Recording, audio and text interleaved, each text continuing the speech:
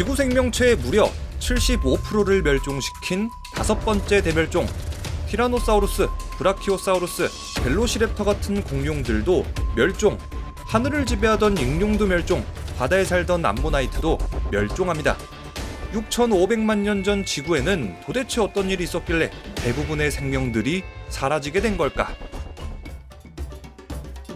4차 대멸종이 끝난 다음 엄청나게 큰 하나의 대륙이었던 판게아는 대규모 지각 변동으로 두 개 대륙으로 갈라집니다. 로라시아 대륙, 그리고 곤드와나 대륙이죠. 그리고 이렇게 두 대륙 사이에는 바다가 들어섭니다. 쥬라기 시대 때는 대륙이 분열됐고 해안선이 길게 늘어진 덕분에 대륙에는 온다습한 지역이 늘어납니다. 중생대 쥬라기에 들어서면서부터 식물이 육지에 널리 퍼질 수 있는 조건이 완벽하게 마련된 거죠. 쥬라기 이전의 고생대 때는 판게아라는 커다란 하나의 대륙으로 뭉쳐져 있었고 빙하기도 자주 왔었는데 쥬라기 때 와서는 이제 다른 환경이 마련된 거죠. 해안가를 따라서 육상식물이 번성하니까 그에 따라서 초식공룡들도 번성했고 그 포식자인 육식공룡들도 번성했습니다. 공룡을 위협할 환경도 포식자도 없는 데다가 기후까지 최적의 조건이었으니까 공룡들은 계속해서 승승장구하면서 쥬라기 생태의 독점을 시작합니다. 이 공룡들은 쥬라기는 물론이고 백악기 시대까지 계속 번성합니다.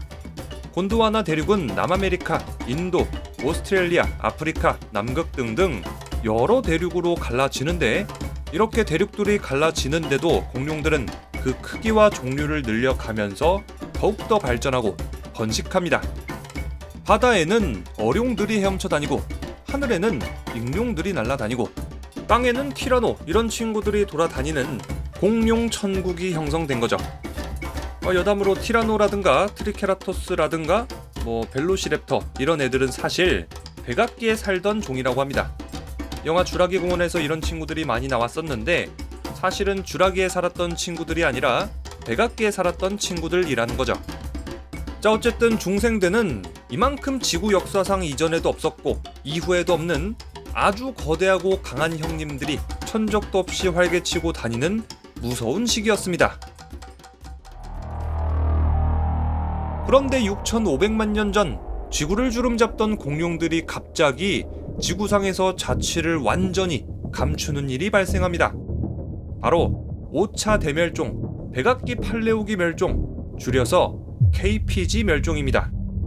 KPG 멸종은 5번의 대량절멸 중에 가장 마지막 시기에 일어났고 그렇기 때문에 또 지금 우리가 살고 있는 현 시대하고 가장 가까운 멸종 사태입니다. 이 멸종은 대략 6,600만 년 전에 일어났고 그렇게나 많던 공룡들이 바로 이때 멸종했기 때문에 대중들에게 가장 유명한 멸종 사태입니다.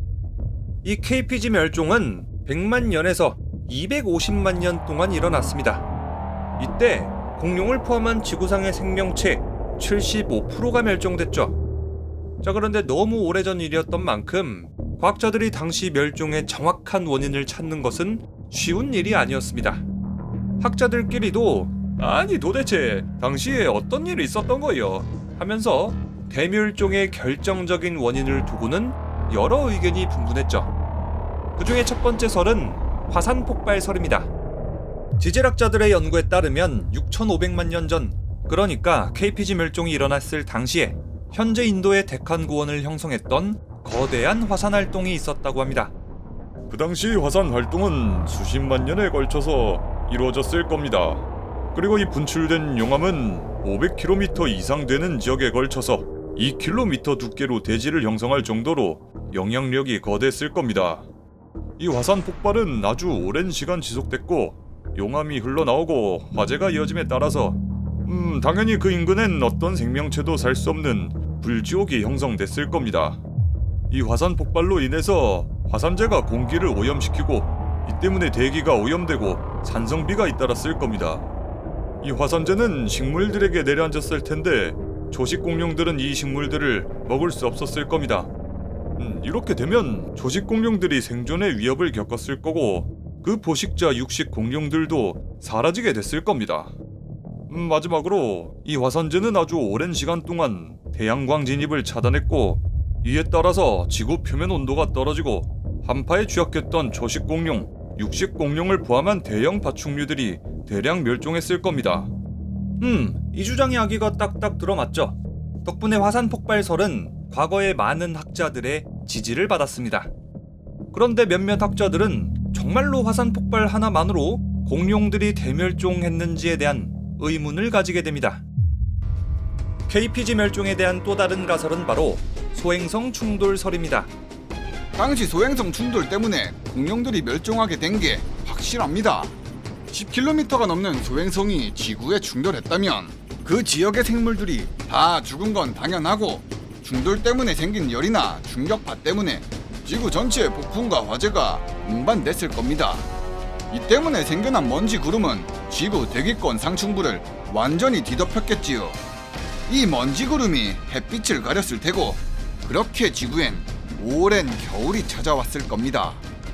그 때문에 식물도 죽고, 그 다음엔 초식 공룡이, 결국에는 육식 공룡까지 뒤를 이어서 사라진 겁니다. 이 가설을 주장하는 학자들은 지질학적 증거도 제시합니다.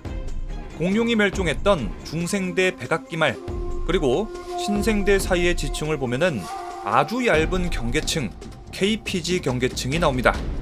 이 경계층은 아주 독특한 지질학적 특성이 있었습니다. 이리듐이 대량으로 검출됐다는 거죠. 아니, 이리듐이 도대체 뭐길래 과학자들은 이걸 갖다가 소행성 충돌의 증거라고 하는 걸까? 이리듐 광석은 원래 지구 표면보다는 지구 내부에서 발견되거나 해성이 충돌한 곳에서 발견됩니다. 그런데 이 당시 지층 속 이리듐의 함량은 다른 지층보다 유난히도 높게 나옵니다. 적게는 30배에서 1000배나 높게 나오지요. 이게 그 소행성 충돌의 증거가 아니면 뭐가 증거란 말이요? 이리듐은 지구에 거의 없는데 소행성에는 엄청 많이 들어있습니다. 이 이리듐이 전 지구적으로 같은 지층에서 발견된다고 하니까 아주 강력한 소행성 충돌의 증거라는 거죠. 또 연구팀은 소행성 충돌의 증거로 텍타이트를 제시합니다. 천연 유리 텍타이트는 소행성이 지구에 충돌했을 때 뜨거워진 암석 입자가 하늘로 높이 올랐다가 떨어지면서 식으면은 만들어집니다. 이 텍타이트는 당시 물고기 화석의 아가미에서 엄청 많이 발견됐고, 호박에서도 마찬가지로 동일한 텍타이트가 발견됐습니다. 연구팀은 이 텍타이트의 동위원소 연대 측정을 진행했는데 만들어진 시기는 대략 6,580만 년 전이라고 합니다. 화학 성분은 칙슬루브 소행성하고 일치했죠. 자, 이렇게 여러 가지 소행성 충돌에 대한 꽤나 신빙성 있는 주장들이 많은데, 아주 옛날에는 소행성 충돌설을 지지하는 학자들은 거의 없었습니다. 왜냐면은 아무리 지구상의 모든 크레이터들을 살펴봐도 KPG 멸종 시기랑 일치하는 크레이터가 하나도 없었기 때문입니다. 아니, 여러분들도 한번 생각해 보세요. 지구의 모든 생명체를 쓸어버릴 만한 그렇게나 거대한 소행성이라면은 지구의 흔적이 안 남을 수가 없잖아요. 게다가 지구상에 그 어떤 크레이터보다 엄청 거대할 텐데 이게 발견이 안 된다는 거예요. 한마디로 강력한 증거가 안 나온다는 거죠. 그래서 과학자들은 이리듐이나 텍타이트 이런 것들이 야, 이거 그냥 다 지구에서 생긴 거 아니야? 생각하게 되죠. 그런데 유카탄 반도에서 석유 탐사 작업을 하던 와중 지름 180km, 깊이 20km 규모의 거대한 크레이터가 발견됩니다. 이때부터 여론은 완전히 바뀌게 되죠. 이 크레이터의 생성 연대를 추적해 봤더니 KPG 멸종 시기와 일치했습니다.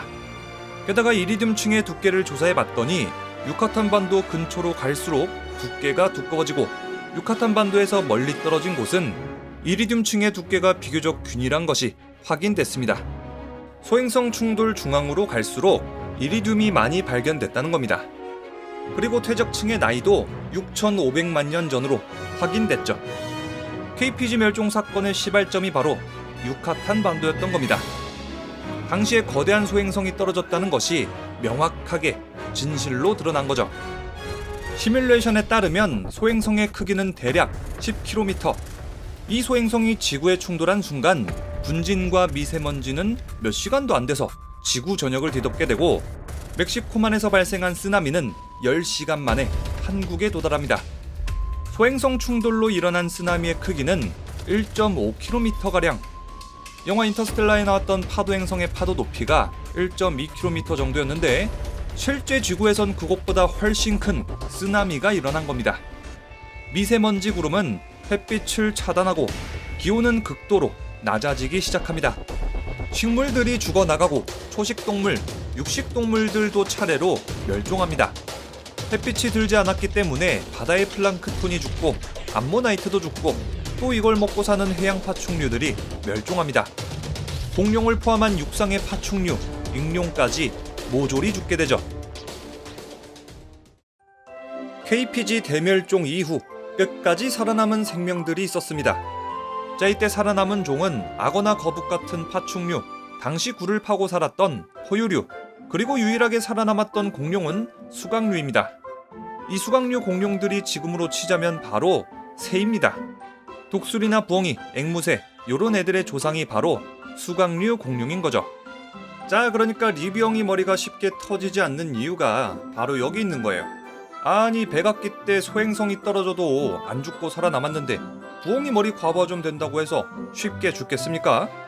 자, 어쨌든 백악기에 벌어졌던 KPG 멸종 이후에는 하늘은 수각류 공룡의 일종인 조류가 지배하게 됐고 바다에서는 상어가 거대하게 자라면서 최상위 포식자가 됩니다. 육지에서는 파충류의 시대가 완전히 끝나고 포유류의 시대가 열립니다. 이렇게 마지막 5번째 대멸종이 끝나고 생물들은 진화를 거듭했고 자연은 다시 활기를 되찾고 현재 지금까지 오게 된 겁니다. 그런데 6,500만 년이 지나서 지구 최상위 포식자가 된 인간. 우리 인간의 환경 파괴로 지구 멸망을 앞당긴다는 주장이 사실일까? 우리 인간은 정말로 6차 대멸종을 불러오게 될까? 다음 콘텐츠는 아직 오지 않은 6차 대멸종입니다. 그럼 지금까지 백악기부터 지금까지 6,500만 년을 살아남은 리뷰형이었습니다.